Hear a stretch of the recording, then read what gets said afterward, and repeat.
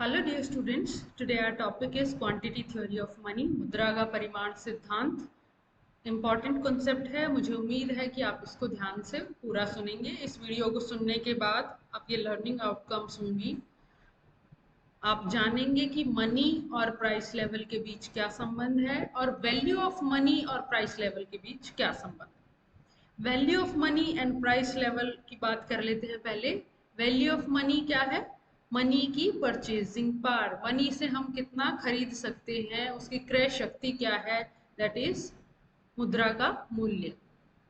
और we can say the amount of things in general which will be given in exchange for a unit of money. एक money की unit देकर कितनी वस्तुएं और सेवाएं हम खरीद पा रहे हैं, that is also known as value of money. जैसे हम अगर 100 रुपये देकर कितने, मान लीजिए 1 डजन बनाना और 1 केजी एप्पल्स खरीद पाते हैं, तो वो उस 100 रुपये की वैल्यू है।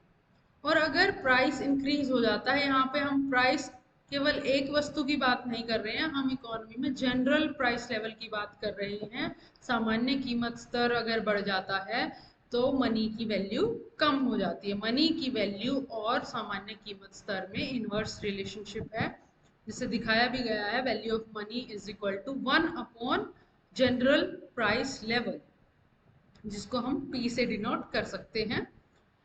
तो अगर प्राइस इंक्रीज हो जाता है तो हम 100 रुपये से पहले की तुलना में कम वस्तुएं खरीद पाए। अब एक कॉन्सेप्ट हमारा आता है इसमें, वेलोसिटी ऑफ मनी। वेलोसिटी क्या होता है? मुद्रा का संचलन वेग। मुद्रा की एक इकाई एक निश्चित समय अवधि के दौरान औसतन कितनी बार लोगों के हाथ में जाती है। बिल्कुल सिंपल डेफिनेशन है। वेलोसिटी क्या होती है? मुद्रा का संचलन वेग, उसकी स्पीड क्या है? मुद्रा की एक इकाई एक निश्चित समय अवधि के दौरान, एक पर्टिकुलर टाइम पीरियड के दौरान मुद्रा की जो इकाई है वो औसतन ऑन एन एवरेज कितनी बार लोगों के हाथ में जाती है। जैसे एक नोट है 100 रुपये का, उससे ए व्यक्ति ने कुछ खरीदा बी व्यक्ति से, तो वो नोट बी व्यक्ति के पास चला गया। फिर बी व्यक्ति ने सी व्यक्ति से किसी वस्तु को खरीदा या सेवा को खरीदा, तो वो सी व्यक्ति के पास चला गया। इसी प्रकार सी व्यक्ति अगर डी से कुछ खरीदता है तो वो नोट उनके हाथ में चला जाता है। तो इस प्रकार कितने लोगों के हाथ में वो नोट जाता है, that is known velocity of money. The number of times money changes hands, कितने बार मनी जो है हैंड्स चेंज करता है, that is known as velocity of money. V से हम इसको डिनोट करेंगे, मुद्रा का संचलन वेग किसके इक्वल, इसकी अगर वैल्यू निकालनी है तो हम कैसे निकालेंगे? GDP by volume of money in circulation. जितना मनी सर्कुलेशन में है, अगर उससे GDP को डिवाइड कर देंगे तो हमारा आ जाएगा V, वेलोसिटी ऑफ मनी। हम निकाल सकते हैं इसको इस फॉर्मूला का यूज करके। नेक्स्ट आता है, इस चैप्टर में हमने क्या पढ़ना है? Quantity theory of money. सबसे पहले इसकी शुरुआत हुई 16th सेंचुरी में जीन बॉर्डन और दावंजती जो इकोनॉमिस्ट थे उनके द्वारा।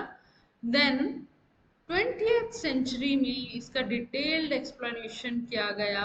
आयरविंग Fisher, Marshall, Pigou, Robertson, Keynes etcetera, बहुत से इकोनॉमिस्ट ने इस थ्योरी के डेवलपमेंट में अपना योगदान दिया। और Milton Fridman propounded modern quantity theory. Modern quantity theory किसने दी है? मिल्टन फ्रिडमैन ने। ये सभी इकोनॉमिस्ट के नाम आपको याद होने चाहिए। जो क्रक्स है क्वांटिटी थ्योरी ऑफ मनी का, वो क्या है? Quantity theory of money states that there is a direct and proportionate relation between quantity of money and general price level. देखिए क्या कह रहे हैं, the quantity theory of money. मैंने हिंदी में भी लिखा है क्योंकि कुछ स्टूडेंट्स को कंप्लेन रहती है कि हिंदी में आप कम एक्सप्लेन करते हैं। मुद्रा के परिमाण सिद्धांत के अनुसार मुद्रा के परिमाण तथा सामान्य कीमत स्तर में एक प्रत्यक्ष और आनुपातिक संबंध है। यही हमने इंग्लिश में कहा, the quantity theory of money states that there is a direct, प्रत्यक्ष and proportionate relation between quantity of money and general price level। जो सामान्य कीमत स्तर है और क्वांटिटी ऑफ मनी है, उन दोनों में प्रत्यक्ष और आनुपातिक संबंध है। और an inverse proportionate relation between quantity of money and value of money। quantity of money और value of money में inverse proportionate relation है। इसको हम कहेंगे मुद्रा के परिमाण तथा मुद्रा के मूल्य में विपरीत आनुपातिक संबंध है। अभी हमने पढ़ा कि मुद्रा का मूल्य और प्राइस लेवल में इनवर्स रिलेशनशिप है। जब प्राइस लेवल इंक्रीज हो जाता है तो हम वस्तुएं और सेवाएं कम खरीद पाते हैं उस नोट से। जैसे हमने 100 रुपए के नोट का एग्जाम्पल लिया था, तो मनी की परचेजिंग पावर कम हो जाती है। इसी वजह से जैसे जैसे मनी सप्लाई इंक्रीज होती है उसकी वजह से इन्फ्लेशन, अभी हमने कहा कि डायरेक्ट रिलेशन होता है, जितना मनी सप्लाई बढ़ेगी उतना ही प्राइस लेवल इंक्रीज होगा, और प्राइस लेवल अगर इंक्रीज हो रहा है तो वैल्यू ऑफ मनी क्या होगी, कम हो जाएगी। वैल्यू ऑफ मनी क्या है, मनी की परचेजिंग पावर। अगर प्राइस लेवल इंक्रीज हो रहा है तो मनी की परचेजिंग पावर कम हो जाती है। इससे संबंधित दो मेन इक्वेशंस हैं क्वांटिटी थ्योरी ऑफ मनी में। हमारे सिलेबस में हम दो की बात करेंगे, ट्रांजैक्शन अप्रोच और फिशर्स इक्वेशन। ट्रांजैक्शन अप्रोच क्यों कह रहे हैं इसको, क्योंकि यहाँ पे जो इन्होंने मनी का फंक्शन माना है, मनी का कार्य क्या है, ट्रांजैक्शन करने में मदद करना, ट्रांजैक्शन अप्रोच इसलिए इसको कहा जाता है कि मनी की हेल्प से केवल हम वस्तुओं का लेन देन करते हैं। और दूसरा क्या है, कैश बैलेंस और कैम्ब्रिज इक्वेशन, नकद शेष या कैम्ब्रिज समीकरण। कैम्ब्रिज यूनिवर्सिटी के जो स्टूडेंट्स थे, जो इकोनॉमिस्ट हैं, उन्होंने ये इक्वेशन दी थी। फर्स्ट वीडियो में हम डिस्कस करेंगे फिशर्स इक्वेशन, सेकेंड वीडियो में हम डिस्कस करेंगे सेकेंड वन, कैश बैलेंस और कैम्ब्रिज इक्वेशन। फर्स्ट इक्वेशन को हम देखते हैं। आर्विंग फिशर ने क्या बताया, mv is equal to pt, ये मेन उनकी इक्वेशन है। mv किसके इक्वल है, pt के। आपकी बुक में mv is equal to P Y दिया हुआ है, आप t भी यूज कर सकते हैं एंड y भी यूज कर सकते हैं, no need to be confused। given in his book, ये जो इक्वेशन उन्होंने दी, उन्होंने 1911 में अपनी book the purchasing power of money में ये कॉन्सेप्ट, ये इक्वेशन दी। इसमें भी वो जैसा हमने क्वांटिटी थ्योरी ऑफ मनी का क्रक्स बताया वही बता रहे हैं कि डायरेक्ट रिलेशनशिप होता है बिटवीन मनी सप्लाई अगर इंक्रीज हो रही है तो प्राइस लेवल इंक्रीज होता है, और इनडायरेक्ट रिलेशनशिप होता है मनी सप्लाई अगर इंक्रीज हो रही है तो प्राइस लेवल इंक्रीज होगा, और प्राइस लेवल अगर इंक्रीज हो रहा है तो वैल्यू मनी क्या हो जाती है, कम हो जाती है। अजम्पशंस क्या हैं, फर्स्ट है वेलोसिटी रिमेन्स कांस्टेंट। हमने जो मुद्रा की संचलन गति जो बताई वो v से हम रिप्रेजेंट कर रहे थे, तो v क्या रहेगा, कांस्टेंट रहेगा।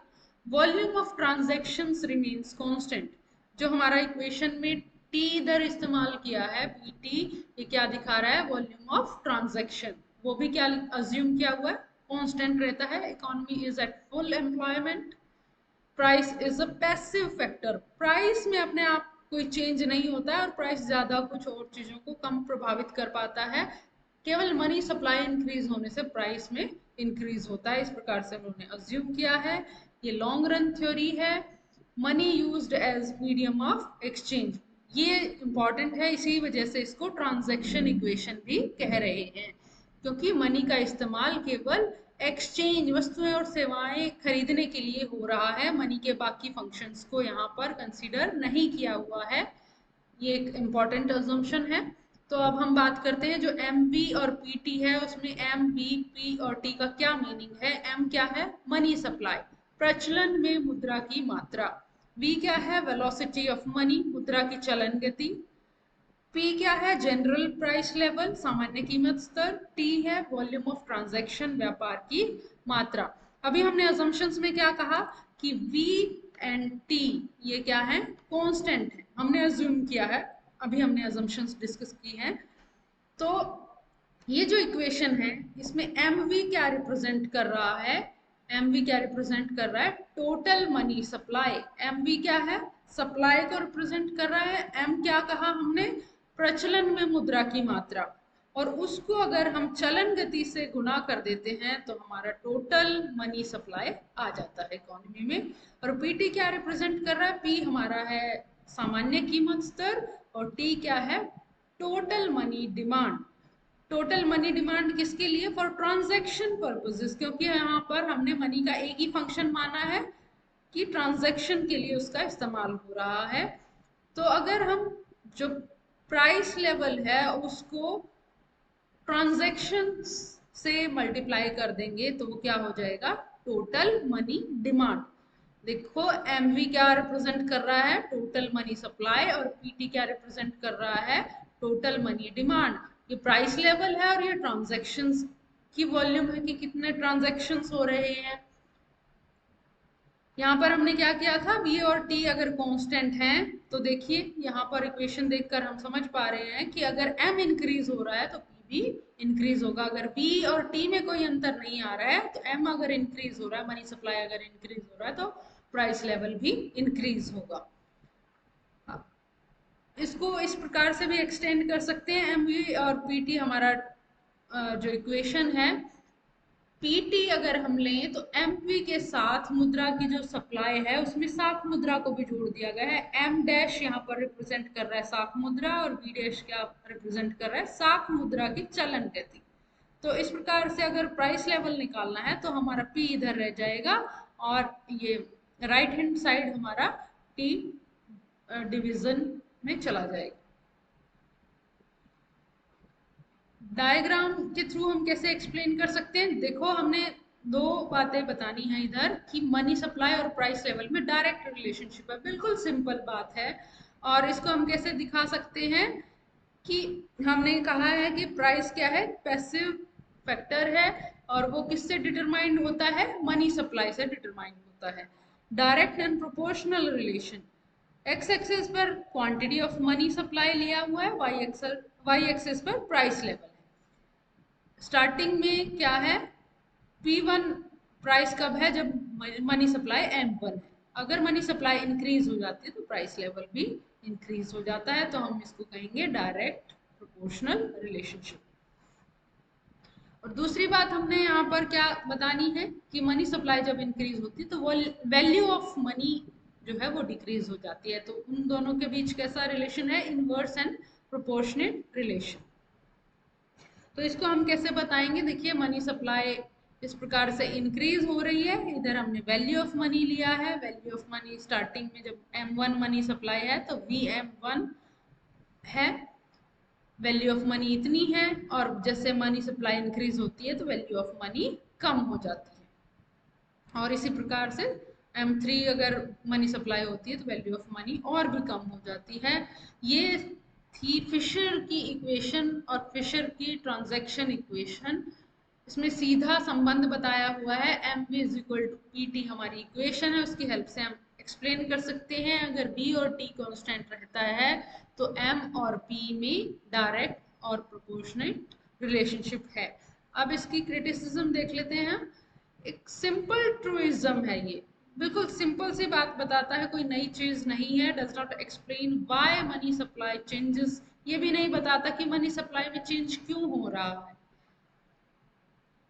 और एक सिंपल ट्रूथ को एक्सप्लेन कर रही है ये इक्वेशन। अनरियलिस्टिक अजम्पशन, जो अजम्पशंस हैं कि V और T कांस्टेंट रहेंगे लेकिन V और T में चेंजेस होते रहते हैं। अगर पॉपुलेशन इंक्रीज हो रही है तो वेलोसिटी में भी चेंज आएगा, मुद्रा की चलन गति में। और T वॉल्यूम ऑफ ट्रांजैक्शंस भी चेंज होंगे। अगर टेक्नोलॉजी चेंज हो रही है, नए नए प्रकार के गुड्स मार्केट में आ रहे हैं तो ट्रांजैक्शन में भी चेंज होगा, वॉल्यूम ऑफ ट्रांजैक्शन में भी चेंज होगा। Variables are not independent. यहाँ पर जो M dash V dash and T ये जो लिए हुए हैं वेरिएबल्स, इनको इंडिपेंडेंट अज्यूम किया हुआ है लेकिन ऐसा नहीं है, डिपेंडेंट होते हैं, एक दूसरे से प्रभावित होते हैं। More focus on money supply. दो फोर्सेस होती है हमारी, डिमांड एंड सप्लाई। यहाँ पर केवल मनी सप्लाई फोर्स पर ही फोकस किया हुआ है। दैट इज वाई लॉपसाइडेड, ये जो इक्वेशन है एक पक्षीय है। Price level is not a passive factor. जैसे हमने अजम्पशन में अज्यूम किया था कि प्राइस लेवल एक पैसिव फैक्टर है, लेकिन प्राइस लेवल में चेंज होने से वो वॉल्यूम ऑफ ट्रांजैक्शन में चेंज ला देता है, तो पैसिव फैक्टर नहीं है। Full employment is not a real phenomenon, इसको एक्सप्लेन करने की आवश्यकता नहीं है। It fails to explain trade cycles के बारे में एक्सप्लेन नहीं करती है ये इक्वेशन, और ये भी नहीं बता पाती कि जब does not tell why in depression price does not increase at a result of money supply। जब डिप्रेशन होता है तो मनी सप्लाई को इंक्रीज किया जाता है, लेकिन फिर भी प्राइस लेवल इंक्रीज नहीं होता है। तो इन सभी चीजों को ये थ्योरी, ये इक्वेशन नहीं बता पा रही है। टेक्निकली इनकंसिस्टेंट, ये जो इक्वेशन है वो टेक्निकली इनकंसिस्टेंट है। कैसे? क्योंकि यहाँ पर जो एम लिया हुआ है मनी सप्लाई, वो एक कांस्टेंट कॉन्सेप्ट है, कांस्टेंट रहता नहीं है, कांस्टेंट कॉन्सेप्ट है। हमने कहा कि ये एक फ्लो कॉन्सेप्ट होता है और एक कांस्टेंट कॉन्सेप्ट होता है, स्टैटिक फंक्शन होता है। तो यहाँ पर मनी को कैसा लिया हुआ है, एक स्टॉक कॉन्सेप्ट है, ये कांस्टेंट कॉन्सेप्ट है, और वेलोसिटी क्या है, फ्लो कॉन्सेप्ट है। Over a period of time इसको हम मेजर करते हैं, और ये एक पर्टिकुलर पॉइंट ऑफ टाइम पे मेजर होता है। तो एक हमने कांस्टेंट कॉन्सेप्ट ले लिया और एक फ्लो कॉन्सेप्ट ले लिया। Next is it ignores the effect of rate of interest. Rate of interest में क्या चेंज होते हैं उसको कंसिडर नहीं किया हुआ है। अगर मनी सप्लाई इंक्रीज हो रही है तो रेट ऑफ इंटरेस्ट में भी चेंज होंगे, और रेट ऑफ इंटरेस्ट में चेंज होने से इन्वेस्टमेंट चेंज होती है, इन्वेस्टमेंट अगर चेंज होती है तो इनकम और एम्प्लॉयमेंट में भी चेंज आएगा, और इनमें चेंज आने से कॉस्ट ऑफ प्रोडक्शन भी चेंज होगी, और अल्टीमेटली प्राइस भी चेंज होगी। तो इस प्रकार से यहाँ पर सीधा ही बताया हुआ है कि मनी सप्लाई और प्राइस में क्या रिलेशन है। रेट ऑफ इंटरेस्ट और उसके जो इन्फ्लुएंस होंगे उसको एक्सप्लेन नहीं किया हुआ है। Difficult to measure velocity, velocity को मापना आसान नहीं है। It ignores the effect of non monetary factors, जो हमारे पॉलिटिकल, साइकोलॉजिकल, एक्सपेक्टेशंस रिलेटेड जो फैक्टर्स हैं नॉन मॉनेटरी, उनको कंसिडर नहीं किया हुआ है। अभी हमने किया फिशर की इक्वेशन को। Thank you so much.